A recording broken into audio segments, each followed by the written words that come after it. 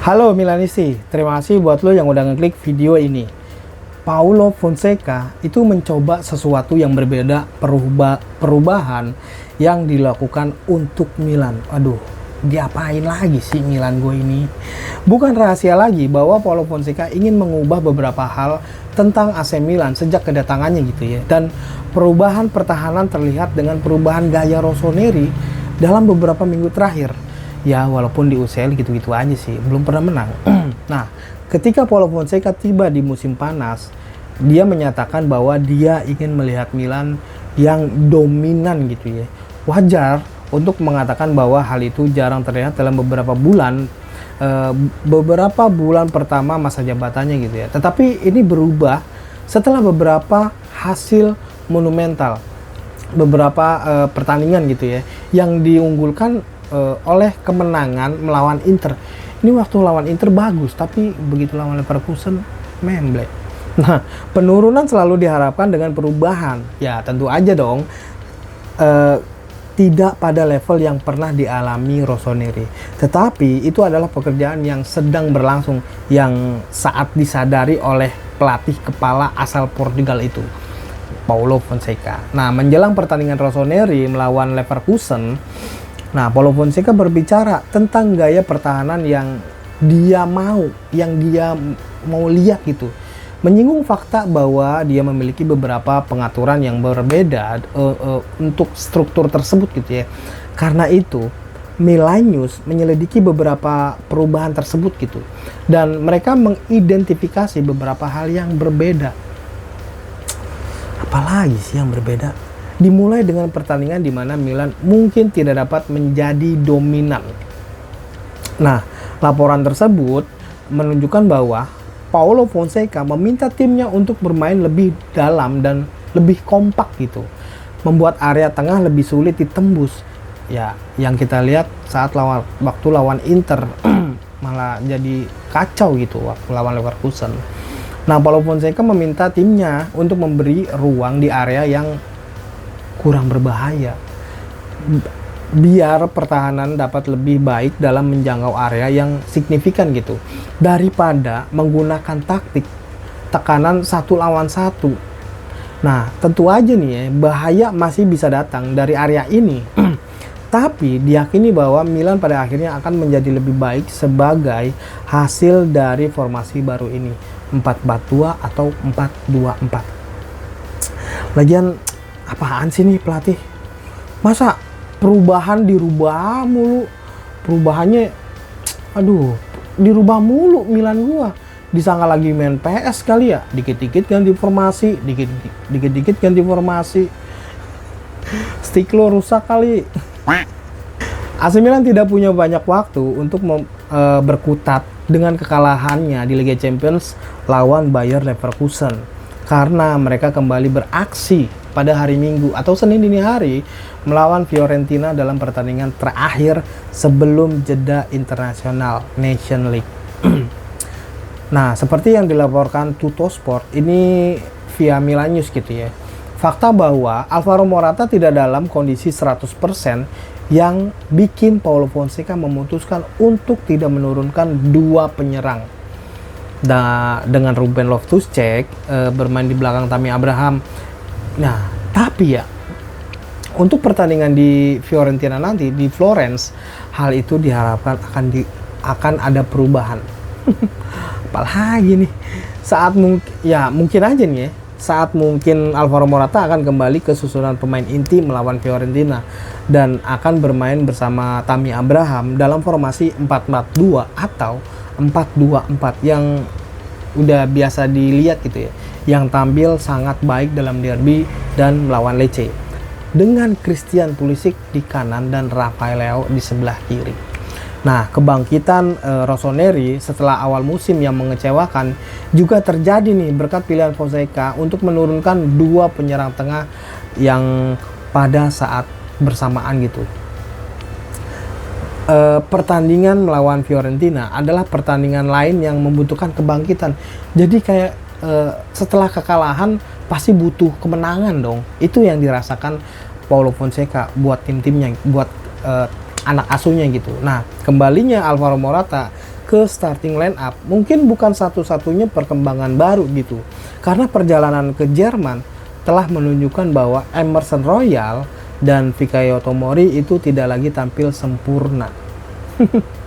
Jadi Davide Calabria dan Strahinja Pavlovic itu bisa jadi starter.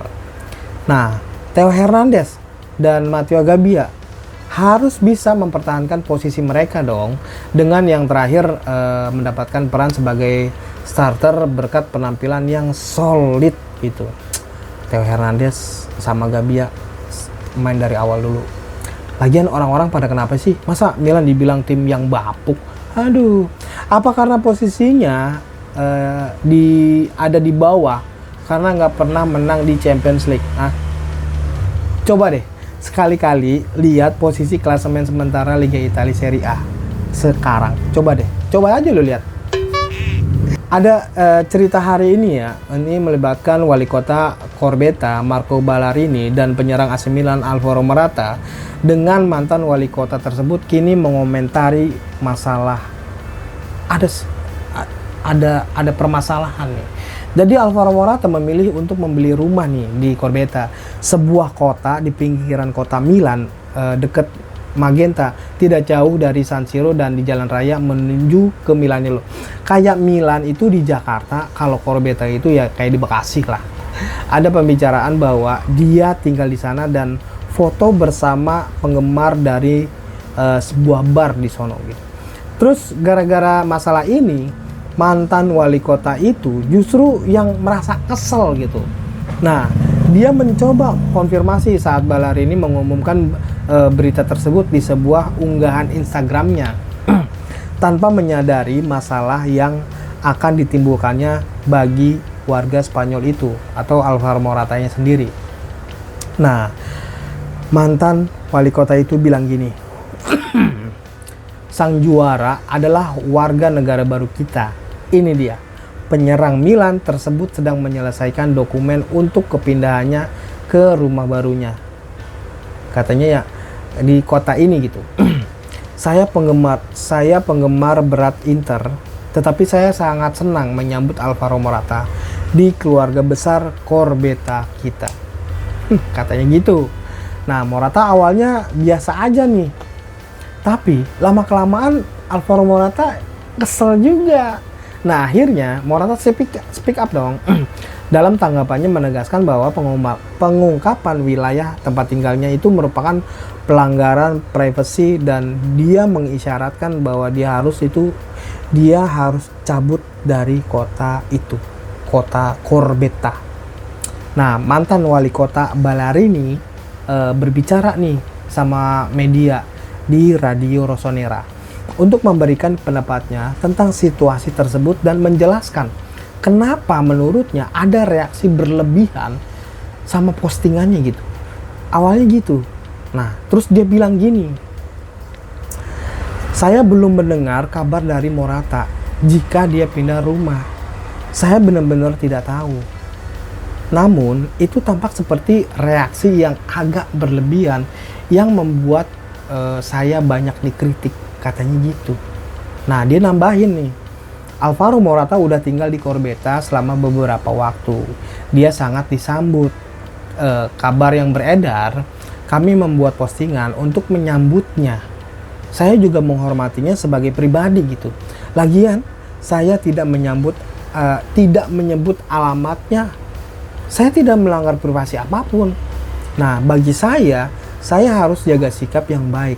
Itu adalah sambutan dari saya yang sebagai seorang penggemar Inter. 2 tahun lalu, Andre Onana membeli rumah di Corbetta. Dan ini juga muncul di surat kabar dan tidak terjadi apa-apa. Saya menerima hinaan dari penggemar Milan. Saya rasa saya tidak melakukan sesuatu yang ilegal. Namun, saya akan terus maju. Saya akan menunggunya di Corbetta. Saya akan menghormati privasinya dan keselamatannya. Nah, Alvaro Morata buat cerita ini dan saya menyesal, sangat menyesal. Terlebih lagi hal itu malah berdampak sebaliknya yang membuat berita ini semakin tersebar. Saya ulangi sekali lagi, Saya tidak mengatakan alamat jalannya, hanya di korbetanya aja. Nah, karena masalah ini, saya marah. Dia membuat saya terlihat seperti telah melanggar privasi. Jika dia ingin pergi, itu benar. Saya akan menunggunya jika dia datang kembali. Kami akan senang. Gitu katanya. Ya, meskipun Balar ini sekarang mencoba untuk membela diri ya, si mantan wali kota ini. Reaksinya itu di media sosial terkait berita ini, kalau Morata akan pergi adalah dengan memposting kata bye gitu di Instastory pribadinya gitu, yang berpasangan dengan logo Inter. Ya jangan disamain dong Onana sama Alvaro Morata. Jangan Pak. Alvaro Morata itu main buat Milan, sedangkan Onana dulu main buat Inter. Lagian bapak kan Interisti, udah jelas bakalan aman-aman aja tuh Onana, walaupun media itu udah pada tahu tempat tinggalnya di Corbetta. Oh iya, gue lupa, sekarang kan Onana yang pindah ke tim kocak di Liga Inggris.